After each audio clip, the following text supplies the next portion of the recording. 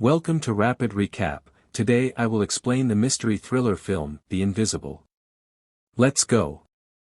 Nick Powell, the protagonist of the film, is a senior in high school who will graduate with honors.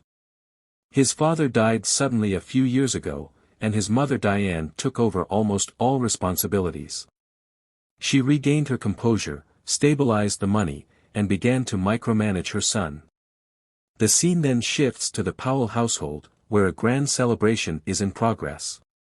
The matriarch of the family, Diane Powell, gets up and gives a speech acknowledging her son's academic achievements, and she offers him a present with his name engraved on it.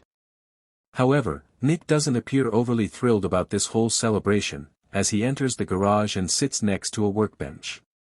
Suddenly, he pulls a shotgun to his face, but all of this is a dream, as Nick quickly awakens himself. He soon descends the stairs to the kitchen, where his mother is seated at the dining table, having made breakfast consisting of 2 eggs and bacon shaped like a smiley face. Diane is reading the newspaper when Nick interrupts and asks her what she thinks of the London Writers' Workshop. "I don't need to think about it because Nick already knows how I feel about the workshop," Diane responds dismissively. She clearly wants her kid to remain in America and pursue his career. Nick picks up his bike and rides out to school, where it is discovered that he completes schoolwork for his classmates in return for cash. He delivers an assignment to one of his pals and earns some cash. A group of students are harassing Nick's best friend Pete Egan in the boys' restroom. The gang's leader is a fierce girl named Annie Newton, who regularly engages in various forms of small-time criminal activity. She sold Peter a stolen phone a few days ago, and he gave her half of the money at the time. She now demands the remaining amount, but Peter has no money on him. She threatens to cut off his finger and dick if he doesn't give it immediately, and she leaves the bathroom with her henchmen after her. After approaching her group and offering to pay for the phone that his best friend purchased from her, Nick places some cash on the table and asks Annie if it is enough. She doesn't take it well and tells him to keep his mouth shut. Nick then stoops to tell Annie that she is emotionally broken, which naturally enrages the bully and causes her to try to attack him. Shortly after, they are taken to the principal's office. When the headmaster asks Nick about the event, Nick jokes that Annie thinks he's handsome. However, the principal is not in the mood for such nonsense and instructs Annie to go home right once. He then cautions Nick not to waste time on individuals who have no future or better plans. Annie comes home to a cluttered, damaged home with her father, stepmother, and younger brother, Victor. Annie is furious with her stepmother for not feeding Victor since she is too busy smoking and watching TV to take care of her duties. Annie simply feeds Victor and leaves for her room after her stepmother complains to her husband, who agrees with her. Later that night, Peter visits Nick's house and conversations with the two friends. Peter asks Nick if he plans to attend the party that one of their classmates is posting about, to which Nick replies that he won't because he has other plans. He conceals an airline ticket to London in the book that Nick then hands him. The fact that his best friend is taking a plane to take part in the Writers' Workshop program suddenly dawns on Peter. Nick says that his mother has suffocated him by organizing his entire life since his father's death. In the meantime, Annie goes out with her irresponsible boyfriend Marcus Baum. They head downtown where Marcus breaks into an expensive-looking car. Annie ups the ante by shattering the window of a jewelry shop and stealing a lovely necklace from it. The duo then flees in a stolen car, likely to commit hit and runs for the fun and thrill of it. The cops arrive at the spot the next morning. Annie prepares to head to school after spending the night with her criminal boyfriend. Marcus asks her to leave the bag with the stolen jewelry, but it seems that she doesn't trust him all that much. This angers Marcus so much that after she leaves he informs the authorities about her crime. Sometime later Annie reaches school and stores the stolen necklace in her personal locker. Peter, who is standing nearby, unconsciously notices her doing so. Annie saw him and things begin to go bad. The cops arrive at the school and arrest Annie for theft. They also break into her locker and discover the stolen jewelry. Marcus pretends to be innocent when Annie called while she says she knows who snitched on her. When Nick gets home, his mother tells him that the airline called, indicating that she is clearly aware of his trip to London and is in a panic. His mother appears dissatisfied with his behavior. Later that evening, as Peter is leaving for a house party, he is ambushed by Annie and her group. Annie believes Peter betrayed her and wants to exact revenge, so Peter is so anxious that he immediately fabricates a story, claiming that Nick is already on his flight to London, and that he told the police about the entire incident. We learn that Nick has decided against traveling to London when the action switches to the house party. Actually, he gives his ticket and hotel reservation paperwork to a random party girl. After that, he walks outside the house and is being pursued by Annie and her thugs. When they get out of the car and begin beating him up, Peter is forced to watch him from inside while his best friend is brutally kicked. Annie then approaches Nick and asks him sarcastically, "Who is the broken one?" Nick replies that she is still the one who is emotionally broken, which infuriates Annie, who then kicks Nick with all her strength in a fit of rage before the poor guy rolls down from the street and hits his head on a rock. In a panic over their behavior, one of the gang members checks on Nick and discovers that he is barely breathing. The group is afraid that they may have just been involved in a murder. Annie regains consciousness and commands her goons to retrieve Nick, who is grudgingly carried into the woods by them. Nick's watch falls to the ground during this procedure, but no one sees it. The group then disposes of his body in a storm drain, covers it, and leaves. Annie makes the decision to go to her boyfriend's house after this terrifying experience. When she gets there, she tells him right away that she killed Nick. Annie begs her lover to help her come up with a plausible tale to hide the crime, but Marcus tries to throw her out because he fears the police will catch him too.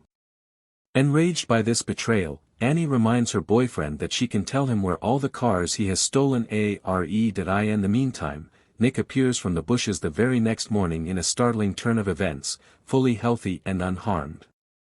As usual, he goes to school and makes an effort to engage with his peers.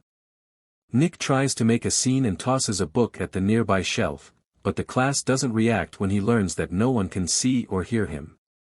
After hearing his mother on the phone, Nick goes to the principal's office to try to talk to her, but his voice sounds confused and scared.